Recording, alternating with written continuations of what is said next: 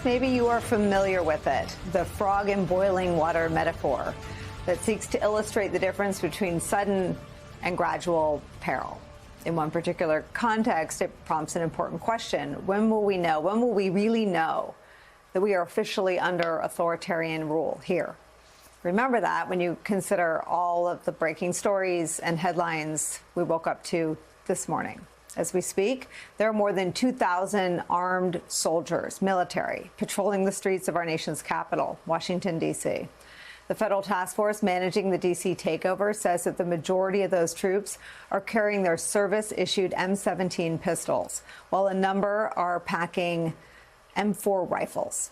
At the moment, orders are to use those weapons, quote, as a last resort in response to an imminent threat of death or serious bodily harm. Troops are not making arrests, not yet at least. We should be clear, members of the United States military are among the finest and bravest and most noble men and women our country has to offer, period, full stop.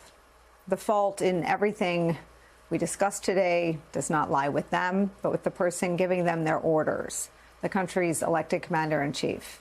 Donald Trump today, in the midst of signing executive orders ending cashless bail and criminalizing flag burning, again suggested he'll send troops to Chicago and maybe also Baltimore, potentially putting nearly 4 million Americans under this dark new rule of law, law and order regime in America. Then he said this.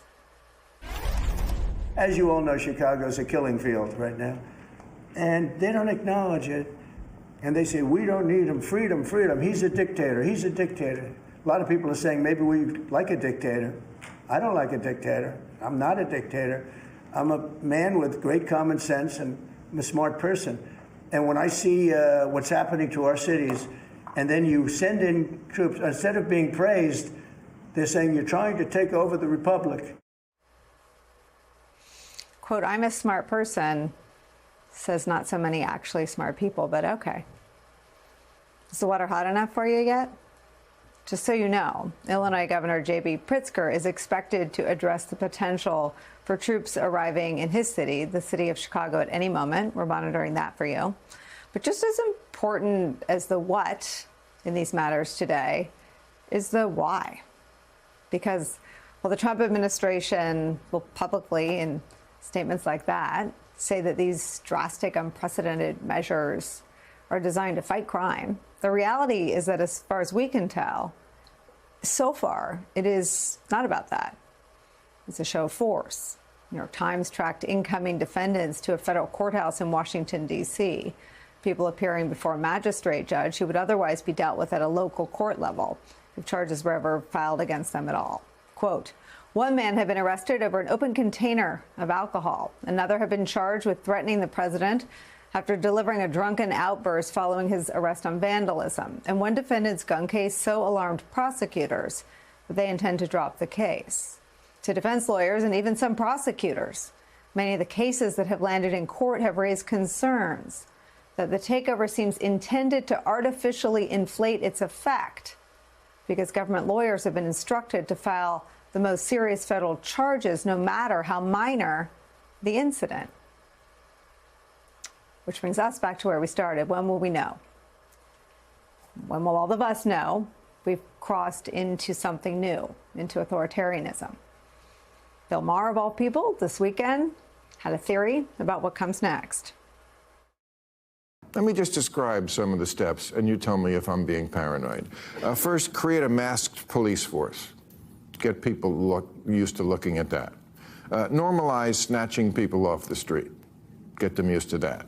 Normalize seeing the National Guard and the military on the street. Then start talking about crime in the capital, which is basically, has always been a fairly crime-ridden city. This is our nation's capital where elections are decided. And then because the crime is so bad, have other states start sending their troops, not just the National Guard there in D.C., but now at least 6 other states are sending their troops, which then Trump can then federalize. So you're having many states' troops on the ground there, and now they're under federal control. So you have in the capital a sort of permanent police presence. So when an election dispute might come up, just hypothetically. I mean, I don't want to be a big pessimist, and I'm going to pretend for the rest of the duration that the Democrats do have a chance of winning, and they might win the next election. I just don't think they're ever going to take power, because this is what's going to happen. Because I think this coup is going to go off a lot smoother than the last one. That slow-moving coup, finally uttered out loud by Bill Maher, is where we start today with some of our favorite reporters and friends. Former Adjutant General for the Illinois National Guard and former Illinois Democratic Congressman, retired Major General William Enyart is here. Also joining us is staff writer for The Atlantic, author of Autocracy, Inc., and Applebaum is here. And former Democratic Senator, MSNBC political analyst Claire McCaskill is here. And Applebaum, I start with you.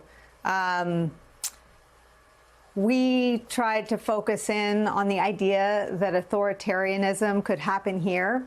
And we debated internally behind the scenes whether it's authoritarianism in America, it could happen here, question mark, or authoritarianism in America, it could happen here, no question mark. And I guess my question for you today is authoritarianism in America is here, right?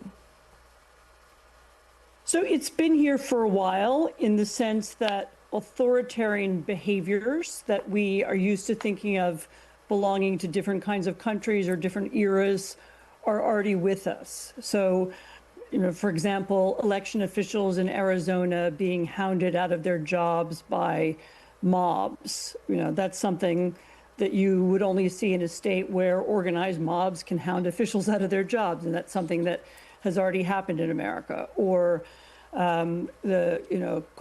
Congress holding fake hearings over events that didn't happen in order to create public indignation, you know, when over something non-existent. So the creation of using politics to create fake spectacles, for example, these are authoritarian habits and practices.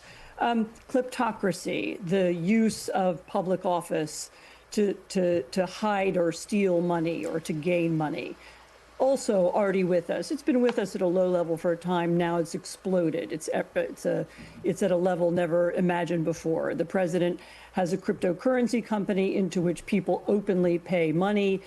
They don't get anything for their payment other than the fact that the president knows they paid them, and they can do so anonymously. All these kinds of behaviors have been building for some time, even before the election, and now they're simply coming to fruition. There isn't going to be a moment. It's not like there's going to be a red flashing light that goes off. I mean, maybe something will happen at the midterms or maybe not. But the increasing use of authoritarian tactics and the corresponding answer of authoritarian behaviors is here, and it's really important that Americans recognize it and name it and understand it. You know, we are a people who are used to the idea of our own exceptionalism. We are used to the idea that we live in a long tradition, and we're right to have those feelings, but that can also make us blind to the possibilities.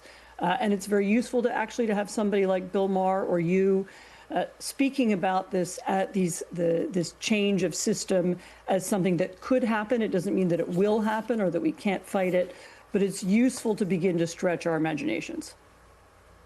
Are there things that in other countries that have crossed all these lines, like Friday, a raid of an outspoken political critic at the home of John Bolton, a court-approved search of the home of John Bolton, seemed to cross a threshold for a lot of people watching closely. I'm sure that they will be savvy enough to manufacture a narrative about something he did wrong. But I wonder if there are lines that are getting crossed in active duty armed military on the streets of American cities, of political opponents having their homes searched, of people in the media bending a knee. Are there lines that we're crossing that in other countries have woken up the general population to the threat?